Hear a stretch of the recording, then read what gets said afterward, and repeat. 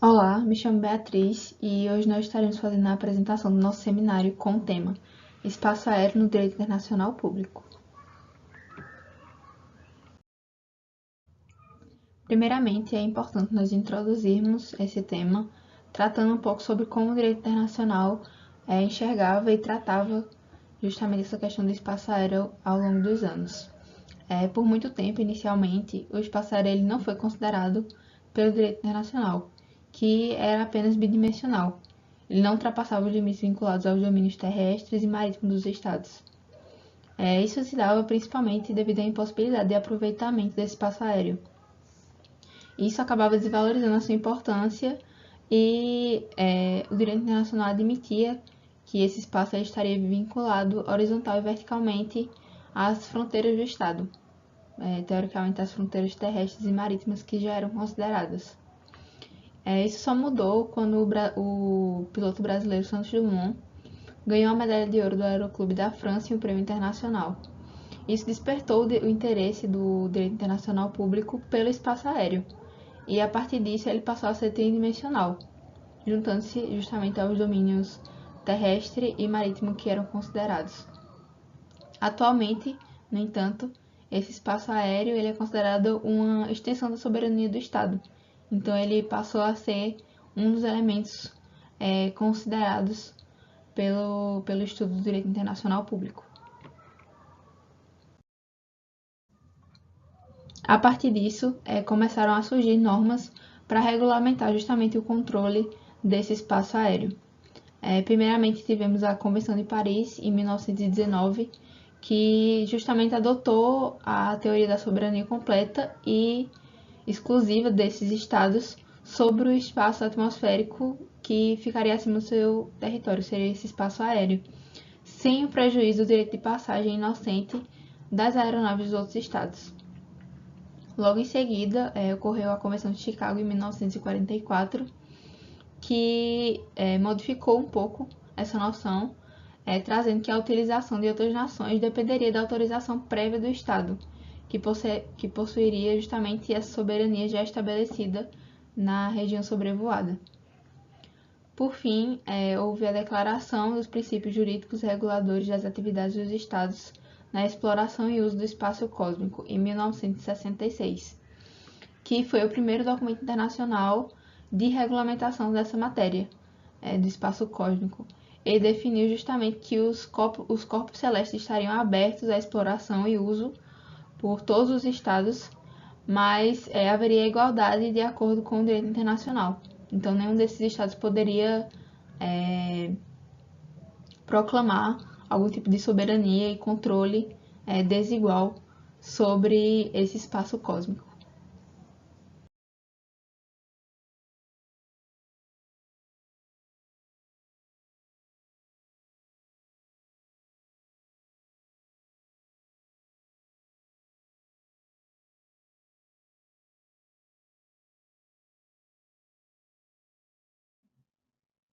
Olá, professor Emerson. Dando continuidade ao direcionamento que a nossa colega Beatriz Barbosa Lopes deu nos slides iniciais, nós agora vamos falar um pouco sobre as liberdades do ar, né? E basicamente, com relação à liberdade do ar, quando nós falamos sobre esse assunto, nós estamos tratando de como um país ele se relaciona diplomaticamente com o outro com relação ao seu espaço aéreo, né? Seja na questão comercial, com relação ao transporte de cargas, né? Com relação também à questão de levar, embarcar e desembarcar pessoas. Basicamente, a gente está falando sobre essas questões e como um país ele vai se relacionar diretamente com o outro, porém na parte aérea, né? Já que basicamente a gente tende muitas vezes a só focar na questão terrestre ou muitas vezes até marítima, né? Basicamente a gente tem aí as cinco liberdades, né? Um país quando ele tem afinidade maior diplomaticamente com o outro.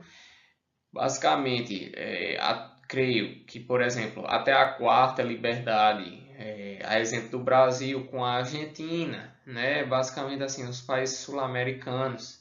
eles entre si eles têm bastante liberdade, né, de tanto questão comercial, transportar carga, de pessoas, né, enfim, como nós podemos ver aí, a questão de técnicas, né, a questão técnica, né, sobrevoo, que é a questão, além de sobrevoar o espaço aéreo, muitas vezes é uma questão de passagem inocente, né, tá só por ali, passando, porém tem que ter autorização, tendo em vista que o espaço aéreo de um país é soberano, né, e ninguém pode estar invadindo. A questão da escala técnica, que muitas vezes é usada em viagem, né, basicamente, a exemplo, se eu pegasse um avião agora, quisesse ir à China ou ao Japão, eu não chegaria no mesmo dia, né, porque isso é impossível, e o meu avião teria que fazer escala em algum local, né? Então, basicamente, nos países em que, por exemplo, a China ou o Japão tivesse essa liberdade, poderia, né, parar ali tudo. E a questão comercial, que, né, nós podemos ver, que é aquilo que eu já falei, né? Desembarque de passageiros, mercadorias no país de origem, embarque também no país de origem, né? E a questão da que se vai quando você vê uma afinidade maior é quando tem o embarque e desembarque de passageiros e mercadorias destinadas também a outros países, né? Que foi a Organização de Aviação Civil Internacional em conjunto com todos esses outros.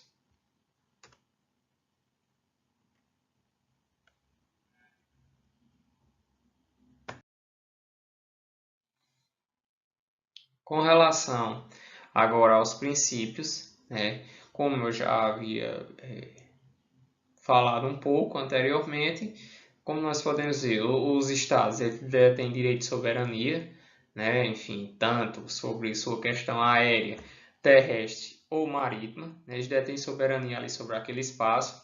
Aí é justamente onde a gente já entra na questão que não há passagem inocente com base, por exemplo, em um costume, com base em alguma norma de direito internacional, não. Se eu vou adentrar o país, o espaço aéreo de algum país que não é o meu, eu tenho que pedir permissão, né? Eu lembro muito bem de até uma questão que teve sobre Cuba e Estados Unidos, até num filme que eu assisti, que é VASP, que é sobre uns espiões, foi baseado em história real, né? O filme foi até com Wagner Moura. E alguns aviões americanos eles adentraram o território cubano, né? E basicamente houve tentativa de contato, porém não houve resposta por parte dos americanos e os cubanos derrubaram o avião, os aviões, né, estadunidenses que estavam lá sobrevoando. Então, basicamente isso foi um exemplo que eu trouxe, né, para poder entender. E que nem eu disse, deve estar previamente autorizada, né, ainda que se trate sobre passagem do mar também, ali pelo território.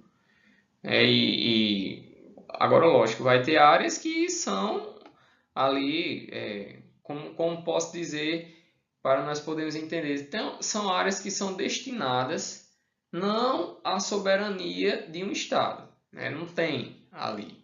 São áreas vagas, áreas que basicamente são permitidas a navegação,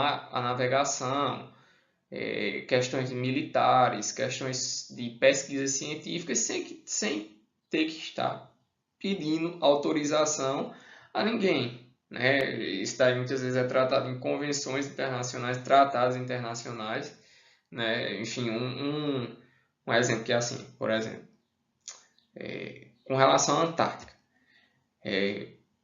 Lógico, ali, enfim, foi quando os Estados Unidos comprou, né, ainda do Império Russo, tudo mais, enfim, e está para ser decidido, né, ali, enquanto quem é realmente dono daquilo ali, pelas cortes internacionais, porém aquilo ali serve para pesquisas, para questões militares, mesmo que também tenha, né, se trate, por exemplo, se acha que os Estados Unidos é o legítimo dono, porém está classificado aí como se fosse uma área, né, que você pode, enfim, estar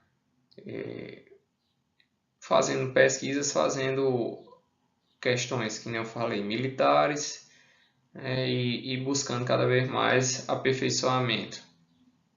Então, desde já agradeço, e espero que nosso trabalho tenha alcançado, o objetivo, que é entender um pouco sobre as questões do espaço aéreo.